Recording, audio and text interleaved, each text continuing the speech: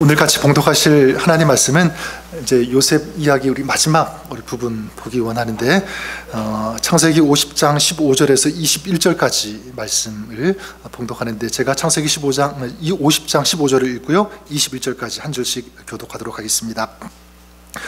요셉의 형제들이 그들의 아버지가 죽었음을 보고 말하되 요셉이 혹시 우리를 미워하여 우리가 그에게 행한 모든 악을 다 갚지나 아니할까 하고 요셉에게 말을 전하여 이르되 당신의 아버지가 돌아가시기 전에 명령하여 이르시기를 너희는 이같이 요셉에게 이르라 내 형들이 내게 악을 행하였을지라도 이제 바라건대 그들의 허물과 죄를 용서하라 하셨나니 당신 아버지의 하나님의 종들인 우리 죄를 이제 용서하소서 하매 요셉이 그들이 그에게 하는 말을 들을 때에 울었더라. 그의 형들이 와서 요셉의 앞에 엎드려 이르되 우리는 당신의 종들이니이다. 요셉이 그들에게 이르되 두려워하지 마소서 내가 하나님을 대신하리이까 당신들은 나를 하나님은 그것을 선으로 바꾸사 오늘과 같이 많은 백성의 생명을 구원하게 하시려 하셨나니 21절 같이 읽겠습니다. 당신들은 두려워하지 마소서 내가 당신들과 당신들의 자녀를 기르리이다 하고 그들을 간곡한 말로 위로하였더라. 아멘. 하나님의 말씀입니다. 제가 어릴 때 읽었던 책 중 제가 어릴 때 가장 먼저 읽었던 소설책이 아닌가 그런 기억이 있는데요. 너무 재미있어서 굉장히 여러 번 반복해서 읽었던 책이기도 합니다. 여러분들도 책을 통해서 아니면 영화를 통해서 혹은 뮤지컬을 통해서 이렇게 보신 분들도 계시는데 잘 아시는 거죠. 레미제라블이라고 하는 장발장으로 더 알려진 그런 책입니다. 이야기를 여러분 잘 아시겠지만 간단히 소개하면 이 주인공인 장발장 굶주림에 떨고 있는 자기 조카들을 위해서 빵 한 조각을 훔치게 되죠. 그것 때문에 무려 감옥에서 19년 동안 감옥 생활을 하고 나오게 됩니다. 하지만 세상에서 철저히 소외된 삶을 살게 되고 또 이 자베르라고 하는 경찰의 의심, 이 추격을 끊임없이 받는 그런 시간들을 보내게 됩니다. 하지만 나중에 열심히 노력을 해가지고 사업가가 되고요. 그리고 시장이 되기도 합니다. 그리고 그 어떤 가련한 정말 인생의 가장 막다른 어떤 궁지에 몰린 어떤 여인의 딸이 있었는데 그 딸을 어려움 가운데서 데리고 와서 잘 키우는 그런 일도 하게 되고 또 그 프랑스의 혁명이 일어나게 되는데 자기를 추격하고 쫓던 그 경찰관이 이제 그 혁명 시위대에 붙잡히게 되는데 이 장발장이 그를 도와주고 풀어주게 됩니다. 그리고 나중에 자신이 목숨을 구해준 청년과 그리고 자기가 키운 이 딸이 이제 결혼해서 행복하게 사는 그 모습을 보면서 숨을 거두게 되는 이것이 이 장발장, 이 레미제라블의 이야기의 내용입니다. 저는 여기서 장발장이 정말 이렇게 멋진 새로운 삶을 출발할 수 있었던 결정적인 사건이 무엇일까? 여러분도 짐작하셨을 거예요. 그건 뭐냐면 이 전과자라는 그 이후로 오갈 데가 없이 헤매고 있을 때 먹을 것도 없고 잠잘 것도 없이 막 그렇게 헤매고 있을 때 이 미리엘이라고 하는 이 주교가 자기의 집에 이 장발장을 데리고 와서 먹을 것을 주고요. 그리고 잠잘 곳도 주게 되죠. 근데 이 장발장은 거기에서 어떤 일을 하게 되냐면 이 주교의 이 집에 있는 그 은 식기를 훔쳐서 도망하게 됩니다. 근데 도망하게 되는데 얼마 가지 못해서 경찰에 잡히게 되죠. 이제 경찰은 이제 은식기니까 이 주교에게 이 사람이 당신 것을 훔쳤다라고 확인하기 위해서 데리고 왔는데 그때 이제 이 주교가 이 경찰관에게 그리고 또 이 장발장에게 뭐라면 이 은식기는 자기가 준 것입니다. 그리고 이 은식기 말고도 이 은초도도 당신에게 주었는데 왜 이것은 가지고 가지 않았습니까? 이렇게 대답해주고 그래서 이 장발장이 풀려나게 되죠. 이 일로 인해서 장발장은 완전히 이 새로운 그런 삶을 살 수 있게 된 것입니다. 이 한 인생을 변화시킨 이 위대한 힘은 어디서 나왔는가? 사랑이죠. 관용입니다.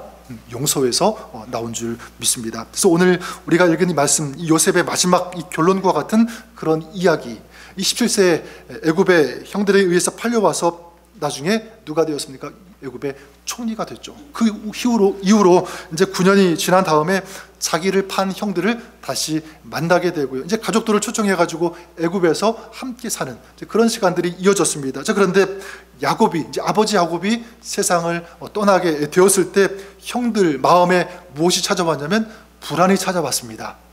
불안에 떨고 있어요. 어떻게 생각했냐면, 전에는, 지금까지는 그래도 자기 동생 이 요셉이 자기들을 받아주고 이해해주고 용서해준 것은 다 아버지 때문이다. 아버지가 살아계시니까 아버지를 위해서 저렇게 했을 것이다. 이렇게 생각을 했는데, 지금 어떤 상황이냐면 지금 아버지가 돌아가셨어. 이제 안 계시잖아요. 그래서 이 형들은 이제 두려움에 떠는 거죠. 이제 아버지가 안 계시니까 분명히 자기 동생 요셉이 우리에게 복수할 거다, 이런 생각을 가지게 되었습니다. 그래서 너무 두려워가지고 사람을 먼저 보냅니다.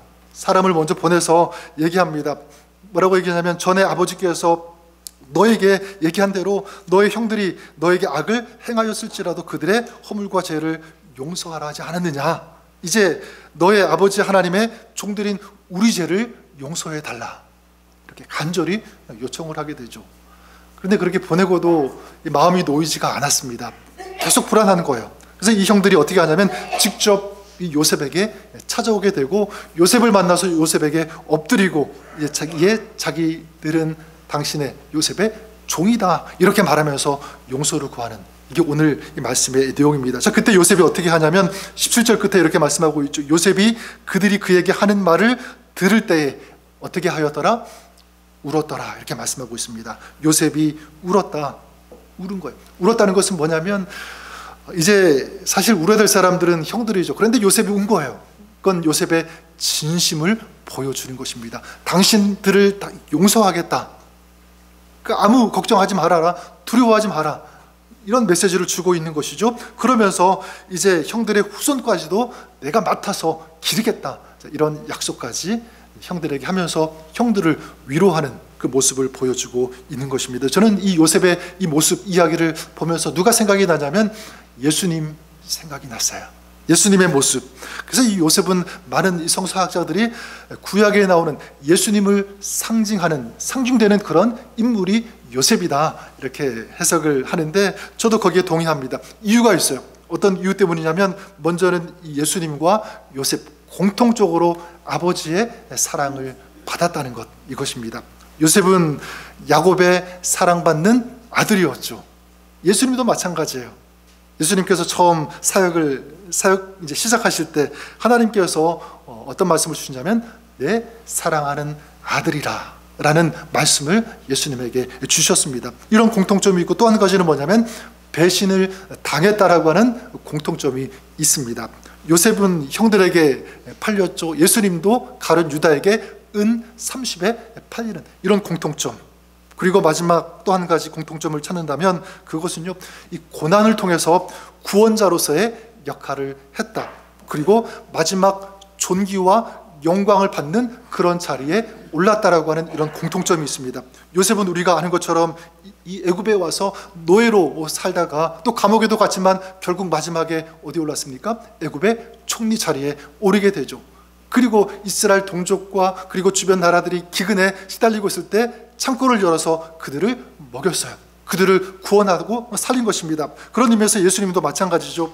예수님도 십자가에서 고난을 당하셨습니다. 죽으셨습니다. 하지만 그 십자가에서 죽으심은 곧 이기심이죠.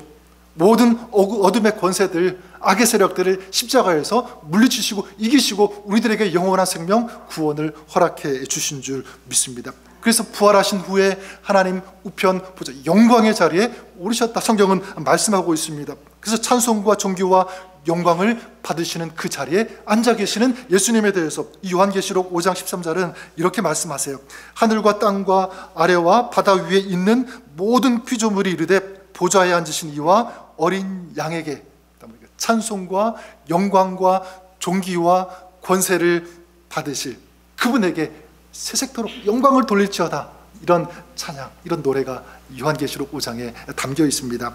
근데 여러분, 여기서 놓치면 안 되는 아주 중요한 포인트 한 가지를 좀 같이 나누고 싶은데, 이렇게 요셉이 고난 가운데서도 마지막 이 최종적인 이 아름다운 승리를 거둘 수 있었던 그 이유가 무엇인가, 중요한 요소가 무엇인가, 저는 그것이 바로 마음이라고 생각합니다.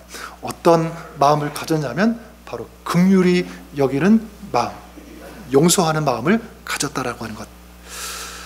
제가 신학교 다닐 때 30살이 채 안 될 때 이제 그때였는데 그 어떤 한 교회를 섬겼는데 그 교회에 한 60대 중반 되시는 전도사님이, 남자 전도사님인데 같이 사역을 하게 되었습니다.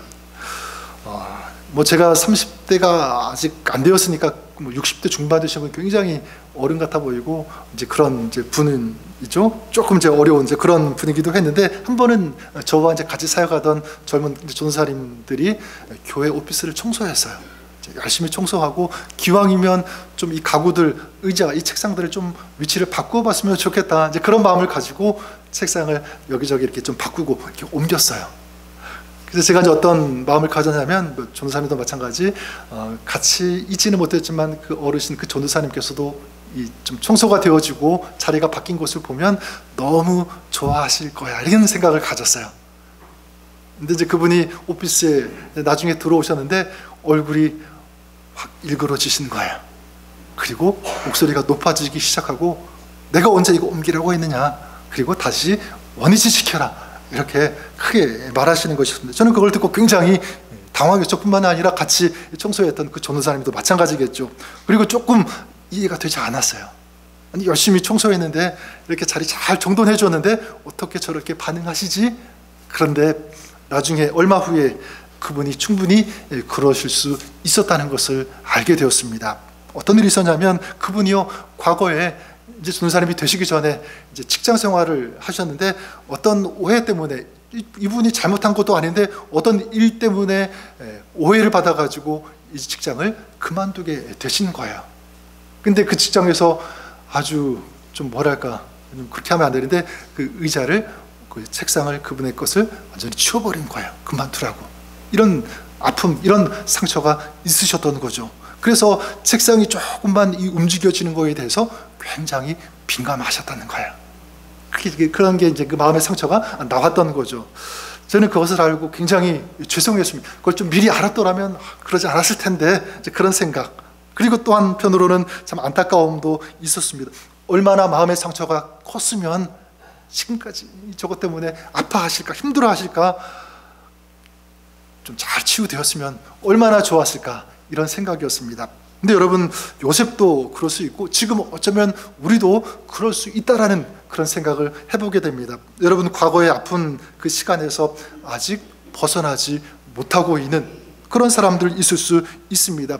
그래서 과거의 일들을 생각하면서 막 그때 그 상황, 그 일, 어떤 사람들을 생각하면서 원망스러운 거예요. 그리고 막 좀 불평이 일어나고 막 비난이 일어나고. 근데 여러분, 사실 이런 감정들은 쓰레기 같은 것이라도 마음에 담아두면 안 되는데, 이게 마음에 담겨 있으면 이게 냄새나고 인생을 망가뜨리는 어떤 그런 요소들이 되는데, 이게 자꾸만 쌓아놓는 거죠. 특별히 사람에 대해서, 사람에 대한 어떤 원망, 비난, 다시 되갚아주고 싶은 어떤 그런 마음들이 마음에 차곡차곡 쌓이는, 해결되지 않은 채로 이런 삶을 사는 사람들이 얼마든지 있다는 거예요. 여러분, 만약 이 마음을 다스리지 못한다면 그 삶 결코 아름다울 수 없다는 것을 우리가 한번 생각해 보았으면 좋겠습니다. 요셉이 그렇죠. 만약 그 마음을 지키지 못했다면, 만약 원망하고 불평하고 분노하고 미워하는 이런 마음들, 여기에 그런 생각들, 그런 감정들을 가득 채웠다면 나중에 우리가 지금 보고 있는 것처럼 이런 아름다운 요셉의 마무리, 이 이야기가 있을 수 있었을까? 저는 그렇지 않다고 생각합니다. 저는 그래서 잠언서 4장 13절에 우리가 잘 아는 말씀이 있죠. 무릇 지킬 만한 것보다 무엇을 지키라 말씀하고 있죠? 더욱 내 마음을 지키라. 왜냐하면 생명의 근원이 이 마음에서 남이기 때문에라고 성경은 분명하게 우리에게 말씀하고 있습니다. 따라서 생명력이 있는, 진정 승리가 있는 그런 삶, 그런 인생, 그런 사역이 되기 위해서 여러분, 무엇을 지킬 수 있어야 됩니까? 마음. 전 여러분들을 축복합니다. 전 여러분들이 이 마음을 지키시고 승리의 삶을 살아가시는 여러분들 되시기를 우리 주님의 이름으로 간절히 축원합니다. 특별히 어떤 마음을 지켜야 되는가, 어떤 마음이 위대한 승리를 가져오게 하는가라고 할 때, 오늘 말씀, 이 요셉의 이야기 속에서 발견할 수 있는 중요한 한 가지, 그것이 바로 용서라고 믿습니다. 용서. 그래서 오늘 말씀에 요셉의 형들이 요셉이 자신들에게 복수를 할까 큰 두려움에 빠지게 되죠. 그리고 이 요셉에게 간절하게 용서를 구합니다. 그때 요셉이 어떻게 했습니까? 자기를 팔아버린 이 형들을 용서한다는 것이 이건 쉽지가 않아요.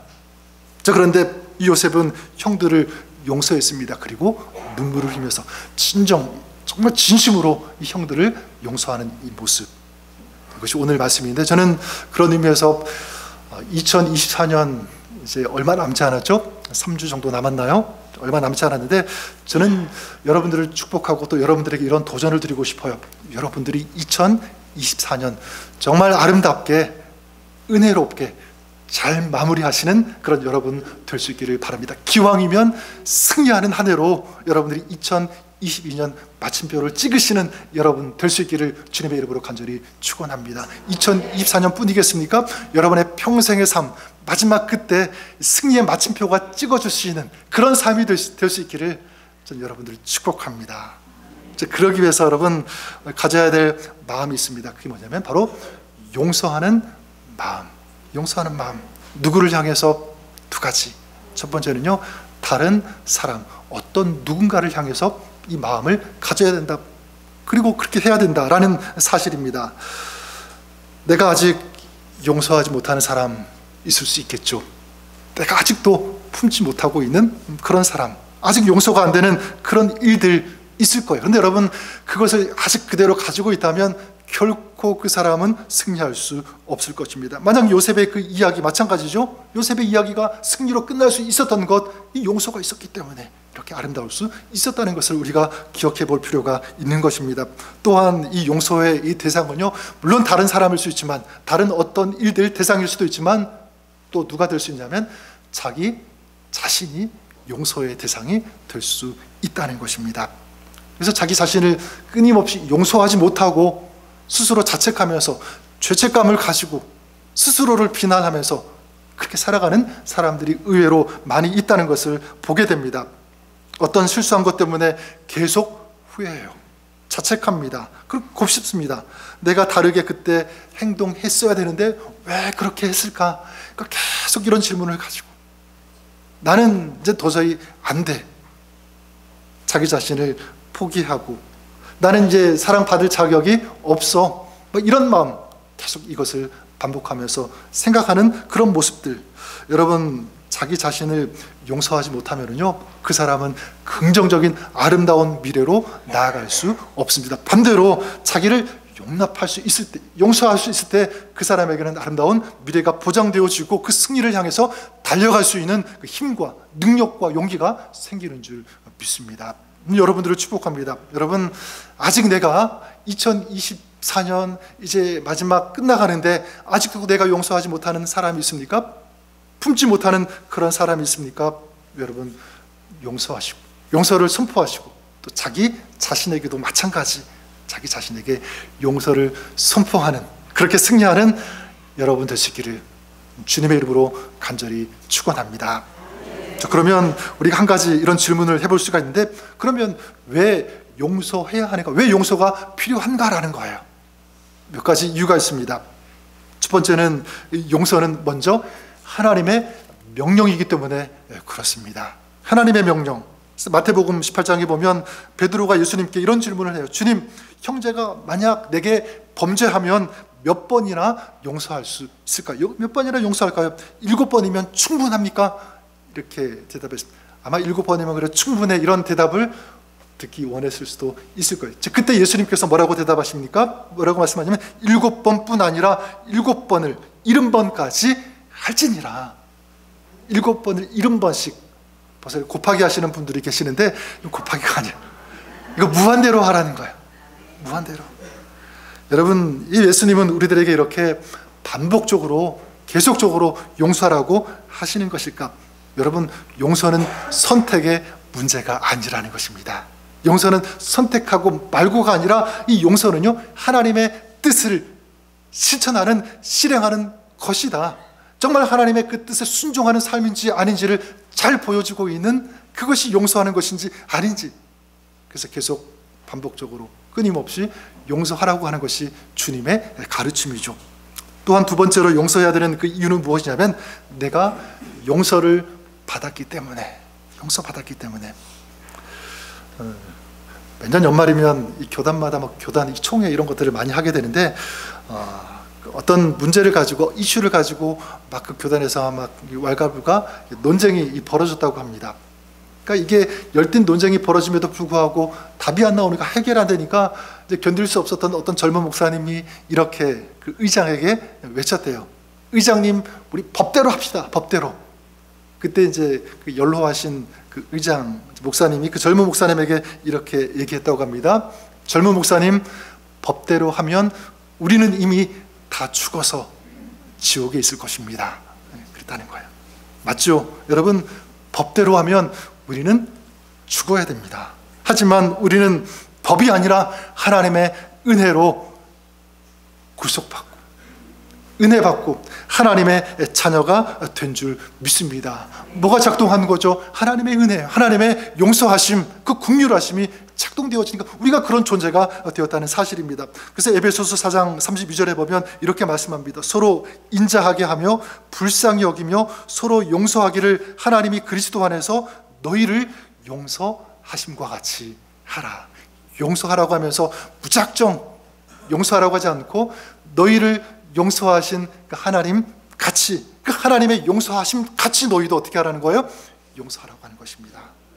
용서는 내가 그러니까 하나님의 은혜, 하나님의 용서를 받았다는 가장 강력한 증거가 된다는 것을 알 수가 있습니다. 또한 세 번째로 용서를 해야 하는 이유는 무엇이냐면 용서야말로 진정한 치유와 회복을 가져오기 때문에 그렇습니다. 오늘 말씀에 그 형들이 요셉이 이 형들을 이제 품고 이제 그들을 용서했을 때 형들의 마음이 어떻게 되었을까요? 아마 깨끗해졌을 것 같아요.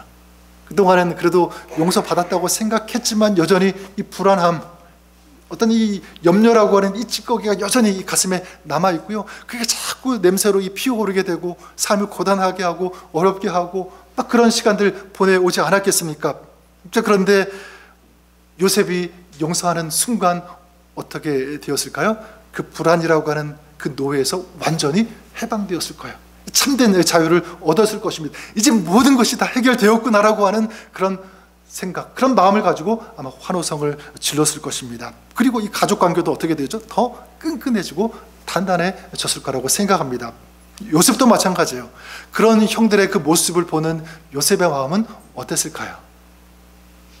자기는 이미 다 용서했다고 생각했는데 여전히 불안해하고 염려, 그렇게 불편해하고 있는 그 형들이 이제 자유하고 기뻐하는 그 모습을 보면서 더 행복했을 사람, 더 기뻐했을 사람은 저는 요셉이 아닐까 라는 생각을 해보게 됩니다. 아마 요셉이 더 기쁘고 더 행복했을 것입니다. 주는 나의 피난처, 그리고 날마다 새롭게 라는 그런 책을 쓰신 분이 계시는데 이 코리 텐 붐이라고 하는 여자분이세요. 우리 제2차 세계대전 중에 이 코리 텐 붐과 그녀의 이제 가족들이 유대인을 숨겨주었다는 그 이유로 독일군에게 체포가 됩니다. 이제 수용소에 끌려가서 거기에서 정말 말할 수 없는 그런 고난과 이제 어려움을 당하게 되는데 그 수용소에서 이 코리 텐 붐의 언니가 사망을 하게 됩니다. 나중에 전쟁이 끝나고 이제 코리가 전 세계를 다니면서 간증을 하게 되는데 독일에서 자기 언니를 죽인 이 간수를 만나게 된 거예요. 그 간수는 이제 자기가 잘못한 것을 알고 용서를 구하기 위해서 찾아온 것입니다. 근데 자기 언니를 죽인 그런 범인이니까 어떻게 했어요? 쉽게 용서가 되지 않았겠죠. 도저히 용서할 수 없을 것 같았습니다. 하지만 하나님의 용서, 하나님의 그 사랑하심을 생각하면서 그 사람에게 용서의 손을 내밀었다 라는 그런 간증을 제가 보았는데 이 코리 텐 붐이 책에서 용서를 이렇게 정의했어요. 뭐라고 했냐면 용서는 기억을 지우는 것이 아니라 고통을 더 이상 붙잡지 않겠다고 결정하는 것이다. 다시 한번 읽어드릴까요? 용서는 기억을 지우는 것이 아니라 고통을 더 이상 붙잡지 않겠다고 결정하는 것이다. 자, 무엇이죠? 용서하지 않으면 결국 그 인생은 무엇을 붙잡고 사는 인생이 될 수밖에 없다는 거죠. 고통을 붙잡고 사는, 고통 가운데 있는 그런 인생이 될 수밖에 없다는 것입니다. 실제로 그렇죠. 여러분, 용서하지 않으면 용서받지 않은 그 사람도 마음이 불편하고 힘들지만 정작 용서하지 않으면 누가 더 불편하죠? 누가 더 힘들죠? 용서하지 않은 사람. 사실 더 불편해요. 그러지 않습니까? 그런데 여러분, 용서하면 어떻게 됩니까? 이 분의 말대로 하면 고통에서 해방되는 거죠. 고통이 그냥 해방되고 사라지는 정도가 아니라 성경은 우리에게 말씀하기를 용서를 선택하면 우리 마음속에 무엇이 임하냐면 평안과 기쁨이 임한다라고 말씀합니다. 저의 얘기가 아니라 잠언서 12장 20절에 보면 화평을 의논하는 자에게는, 이 용서를 말하는 거예요. 그런 자에게는 희락이 있느니라. 희락. 하나님 주시는 진정한 이 기쁨이 있는 그런 인생이 된다. 어떤 인생에게 주어진다고요? 용서할 수 있는 그런 사람. 그러니까 용서는 단순히 인간적인 이 감정의 문제가 아니라, 이걸 해결하는 감정의 해결, 어떤 그런 방법으로 끝나는 것이 아니라, 이 용서는요, 상처난 마음 치유가 되고 관계가 회복되어지는 엄청난 능력이 있는 것이 바로 용서인 줄 믿습니다. 사랑하는 여러분, 저는 여러분들을 축복합니다. 여러분들이 한 해를 믿음으로, 특별히 승리하는 그런 한 해로 끝내야 되는데, 오늘 말씀처럼 한 가지 중요한 것, 바로 용서입니다. 이 용서로 여러분의 삶이 그렇게 아름답게 진행되고 또 한 해 또 승리하시는 여러분 될 수 있기를 우리 주님의 이름으로 축원합니다. 자, 그러기 위해서 우리가 마지막 한 가지 좀 기억했으면 좋겠는데요, 바로 이 질문을 던지면서 그 답을 한번 찾아보기를 원합니다. 자, 그렇다면 용서해야 되는데 어떻게 하면 이런 용서할 수 있는 마음을 가질 수 있는가요? 하고 싶지만 잘 안 될 때 있잖아요, 그렇죠? 어떻게 하면 그런 마음을 가질 수 있는가? 자, 여기에 대해서 제가 드리고 싶은 답은, 아니, 성경이 우리에게 보여주고 있는 답은 이것입니다. 바로 하나님의 섭리를 믿으라입니다. 하나님의 섭리를 믿으라. 즉, 그 말씀이 오늘 20절에 담겨 있는데, 우리 그런 의미에서 20절 말씀 마지막으로 같이 한번 읽어보도록 하겠습니다. 20절 말씀 우리 같이 읽겠습니다. 시작. 당신들은 나를 해하려 하였으나 하나님은 그것을 선으로 바꾸사 오늘과 같이 많은 백성의 생명을 구원하게 하시려 하셨나니. 이전에 처음 형들을 만나게 되었을 때, 조우했을 때도 이 요셉이 형들에게 이렇게 얘기했죠. 뭐라고 했냐면, 나를 이리로 보내신 분은 당신들이 아니라 하나님이십니다.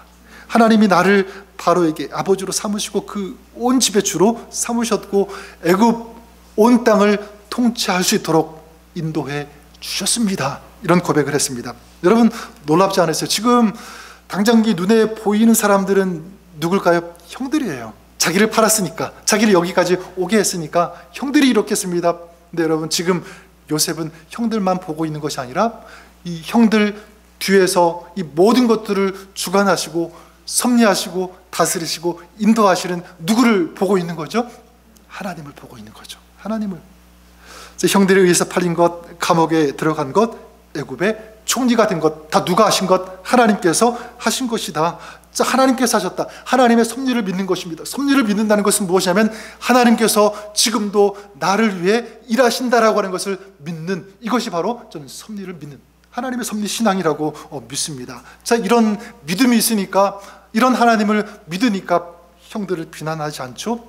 반대로 품을 수가 있었던 것입니다. 그리고 자기 자신을 향해서도 마찬가지. 이런 하나님을 믿는 이 믿음이 있으니까, 하나님께서 나를 위해서 일한다고 하시는 이 믿음이 있으니까 자기 자신을 향해서도 끊임없이 후회하고 자책하면서 원망하는 그런 시간들을 보낼 수 있었지만, 그러지 않고 후회하지 않고 무기력하게 자기 자신을 파괴시키는 그런 어리석은 삶이 아니라 더 아름답게 인생을 만들어가는, 그리고 마지막에는 승리하는 인생이 될 수 있음을 저는 믿습니다.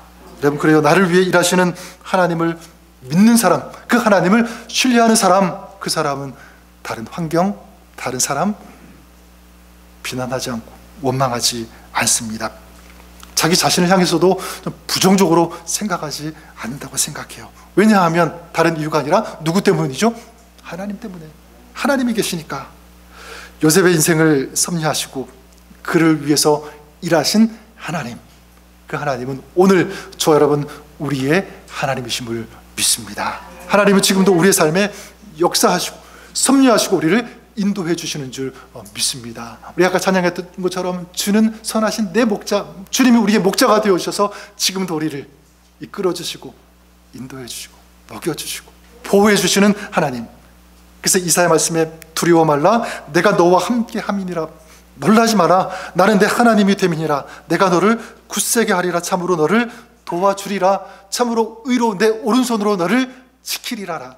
말씀하고 있지 않습니까? 이게 다 뭐예요? 하나님께서 섭리하신다는 것 아니겠습니까? 하나님께서 지금도 함께 하신다. 나를 위하여, 우리를 위하여, 여러분들을 위해서 지금도 일하신다.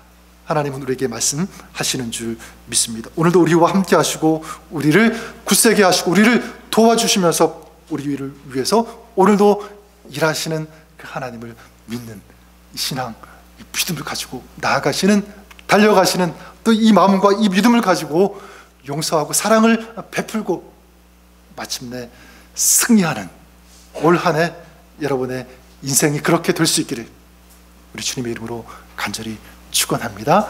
우리 주님께서 그런 여러분들을 오늘도 도와주시고 지켜주시고 아름답게 해 주실 것을 믿습니다. 한번 기도하겠습니다. 사랑과 은혜가 풍성하신 좋으신 하나님 아버지, 주님께서 오늘 우리의 선하신 목자가 되어주셔서 우리를 인도해 주시고 보호하시며 지켜주시며 섭리하시고 우리를 위해서 일하시는 하나님, 우리 좋으신 하나님 아버지가 바로 우리 하나님이신 줄 믿습니다. 오늘과 이 믿음을 가지고 살게 하여 주시옵소서. 이 믿음으로 충만하게 하여 주시고 이 믿음의 축복을 경험하며 누리며 살아갈 수 있는 저희들 되게 해 주시옵소서. 이 믿음의 확신, 하나님께서 함께 하신다는 이 믿음 안에서 용납하며 관용을 베풀며 용서하는 이런 진정한 승리가 있는 올 한 해, 그리고 우리 인생이 그렇게 전진해 나갈 수 있도록, 달려갈 수 있도록 축복하여 주옵소서. 예수님 이름으로 기도드립니다. 아멘.